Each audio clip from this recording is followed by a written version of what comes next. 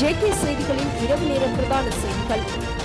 பயங்கரவாத தடைச்சட்டத்தின் கீழ் தனது கைது மற்றும் தடுப்பு காவலை சவாலுக்கு உட்படுத்திய பிள்ளையான் என அழைக்கப்படும் முன்னாள் ராஜாங்க அமைச்சர் சிவனேசத்துறை சந்திரகாந்தன் தாக்கல் செய்த அடிப்படை உரிமை மனு மீதான தீர்ப்பை உயர்நீதிமன்றம் ஒத்திவைத்துள்ளது.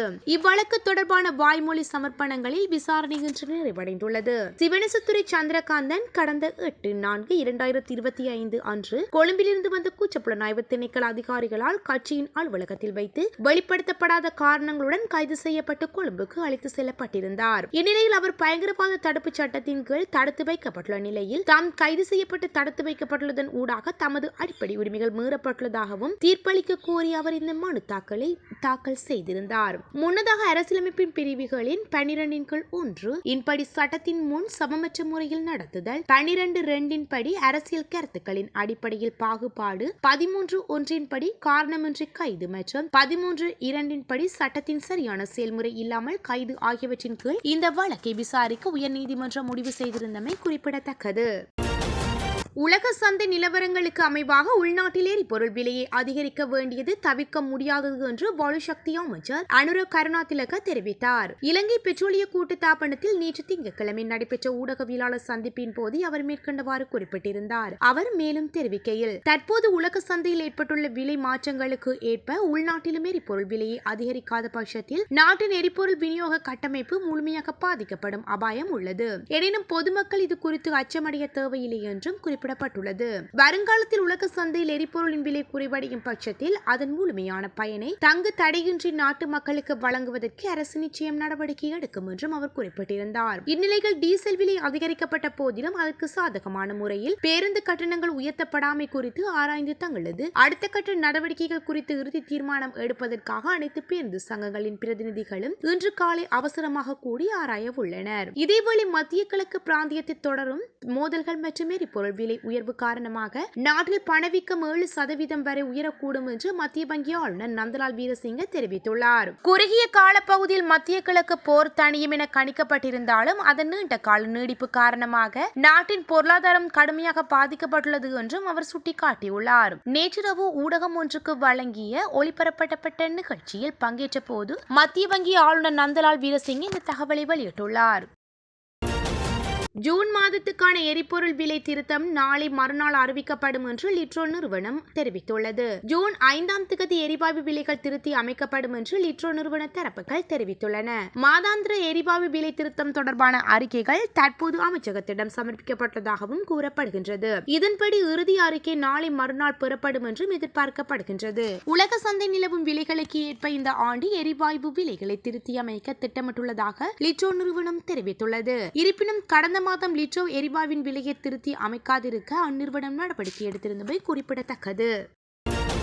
இலங்கையின் மும்முனை ஒழிப்பு திட்டம் நேற்று முதல் இலங்கையில் உள்ள அனைத்து மகப்பேறு மருத்துவமனைகளிலும் தொடங்கப்பட்டுள்ளது. அதன்படி நேற்று முதல் இலங்கையில் உள்ள கர்ப்பிணி தாய்மார்களுக்கு ஹெபடைட்டிஸ் பி வைரஸ் பரிசோதனை செய்யப்படும். இந்த இரத்த பரிசோதனை நாட்டில் உள்ள அனைத்து மகப்பேறு மருத்துவமனைகளில் நடத்தப்படும் என்றும் தெரிவிக்கப்பட்டுள்ளது. மனித நோய் எதிர்ப்பு குறைபாடு, வைரஸ் மற்றும் சிபிலிஸ் ஆகியவை தாயிடமிருந்து குழந்தைக்கு பரவுவதை தடுப்பதற்காக இலங்கையின் சில காலமாக இரத்த பரிசோதனை நடைமுறைப்படுத்தப்பட்டும் வருகின்றது. இரட்டை ஒழிப்பு திட்டத்தின் வெற்றி HIV மற்றும் சிபிலியஸ் ஆகியவை தாயிடமிருந்து குழந்தைக்கு பரப்புவதை ஒழிப்பதற்காகவும் இலங்கை 2019 ஆண்டில் உலக சுகாதார அமைப்பின் சான்றிதழையும் பெற்றது. இந்த நேர்மறையான நிலையை தொடர்ந்து பேணி வருவதற்காக இலங்கை உலக சுகாதார அமைப்பிடமிருந்து சான்றிதழையும் பாராட்டையும் பெற்றுள்ளது. இலங்கையின் தனிநபர் ஒருவர் தனது அடிப்படை தேவைகளை பூர்த்தி செய்வதற்கு தேவையான குறைந்தபட்ச மாதாந்திர செலவு குறித்து புதிய தகவல்களை தொகை மதிப்பு மற்றும் புள்ளியுறவு திணைக்களம் வெளியிட்டுள்ளது. அந்த வகையில் அடிப்படை தேவைகளை பூர்த்தி செய்வதற்கு தனிநபர் ஒருவருக்கு மாதத்துக்கு தேவையான குறைந்தபட்ச செலவு 17,117 ரூபாயாக அதிகரித்துள்ளதாக திணைக்களம் தெரிவித்துள்ளது. ஏப்ரல் மாதத்துக்கு அந்த திணைக்களம் வெளியிட்டுள்ள அதிகாரப்பூர்வ வறுமை கோட்பாட்டின்படி மார்ச் மாதத்துடன் ஒப்பிடுகையில் வறுமை கோட்டின் பெறுமதி 427 ரூபாயினால் அதிகரித்துள்ளது. மார்ச் மாதத்தில் அதிகாரப்பூர்வ வறுமை கோட்டின் பெறுமதி 16,690 ரூபாயாக பதிவாகி இருந்தது. இந்த அதிகாரப்பூர்வ வறுமை கோடு என்பது அடிப்படை தேவைகளை பூர்த்தி செய்வதற்கு தனிநபர் ஒருவருக்கு மாதத்துக்கு தேவையான குறைந்தபட்ச செலவை மதிப்பிடுகின்றது.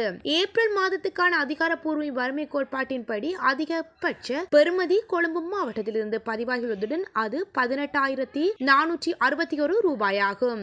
வறுமை கோட்பாட்டின் குறைந்தபட்ச பெறுமதி மொனராகலை மாவட்டத்திலிருந்து பதிவாகியுள்ளதுடன் அது 16,367 ரூபாயாகும்.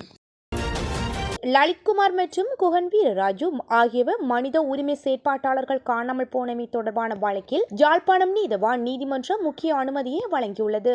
யாழ்ப்பாணம் நீதவான் நீதிமன்றம் இதன்படி முன்னாள் ஜனாதிபதி கோட்டபாய ராஜபக்ஷ நிகழ்நிலையில் தோன்றி சாட்சியம் அளிக்க அனுமதி வழங்கியுள்ளது. 2011 லலித்குமார் மற்றும் குகன் வீரராஜு ஆகிய மனித உரிமை செயற்பாட்டாளர்கள் காணாமல் போனதை தொடர்பான வழக்கில் முன்னாள் பாதுகாப்பு செயலாளர் கோட்டபாய ராஜபக்ஷவிடம் விசாரணைகள் முன்னெடுக்கப்பட உள்ளன. எனினும் பாதுகாப்பு காரணங்களை முன்வைத்து அவர் நேரில் முன்னிலையாக மறுத்தமையை தொடர்ந்து குறித்த அச்சுறுத்தல்கள் பற்றிய பிரமாண பத்திரத்தை சமர்ப்பிக்க நீதிமன்றம் காலக்கெடு விதித்திருந்தது. இந்த நிலையில் தற்போது கோட்டபாய ராஜபக்ஷ நிகழ்நிலையில் தோன்றி சாட்சியமளிக்க யாழ்ப்பாணம் நீதவான் நீதிமன்றம் அனுமதி வழங்கியுள்ளது. யாழ்ப்பாண பல்கலைக்கழக முகாமைத்துவ பீட வளாகத்தினுள் அமைக்கப்பட்டிருந்த வெசா கூடு சேதமாக்கப்பட்ட சம்பவம் தொடர்பில் கோப்பாய் போலீசார் தீவிர விசாரணைகளை முன்னெடுத்துள்ளனர். வெசாக் பௌர்ணமி பண்டிகையை முன்னிட்டு சிங்கள மாணவர்களினால் பல்கலைக்கழக வளாகத்தினுள் வெசா கூடுகள் அமைக்கப்பட்டு மின் விளக்குகளால் அலங்கரிக்கப்பட்டிருந்தன. இவ்வாறு அலங்கரிக்கப்பட்டிருந்த வெசா கூடுகளே நேற்று முன்தினம் ஞாயிற்றுக்கிழமை இரவு இனம் தெரியாதோரால் சேதமாக்கப்பட்டுள்ளது.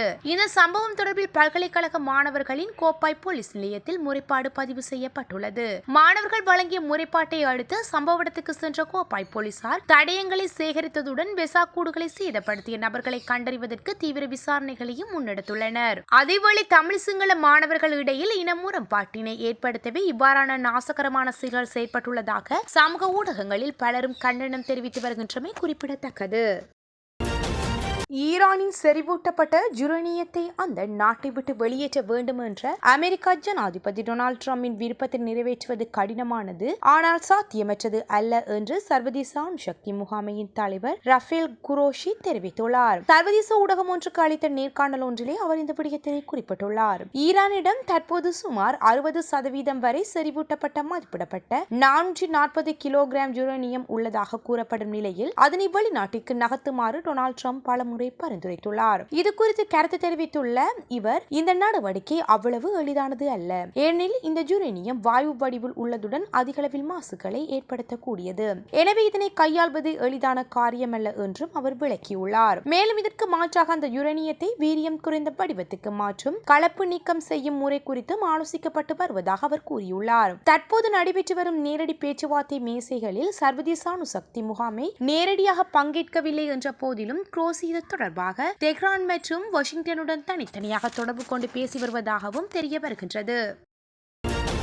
அமெரிக்காவுக்கு சொந்தமான பனாமா கொடியுடன் கூடிய MSC ரொசிகா கொள்கலன் கப்பல் ஒரு குரூஸ் ஏவுகணையால் குறிவைத்து தாக்கியதாக ஈரானிய புரட்சிகர காவல்படை தெரிவித்துள்ளது.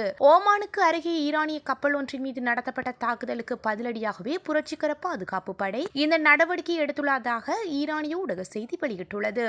இதற்கிடையில் வளைகுடா கடற்பரப்பில் பயணித்த சரக்கு கப்பல் ஒன்று உம்கஸ் துறைமுகத்திற்கு தென்கிழக்கே சுமார் 40 கடல் மைல் தொலைவில் ஏவுகணை ஒன்றினால் தாக்கப்பட்டதாக ஐக்கிய ராஜ்யத்தின் கடல்சார் வர்த்தக நடவடிக்கைகள் அமைப்பு முன்னதாக தெரிவித்திருந்தது. எனினும் அந்த தாக்குதலுக்குள்ளான கப்பல் எது என்பதை UKMTO இதுவரை அதிகாரப்பூர்வமாக உறுதிப்படுத்தவில்லை என்றும் குறிப்பிடத்தக்கது.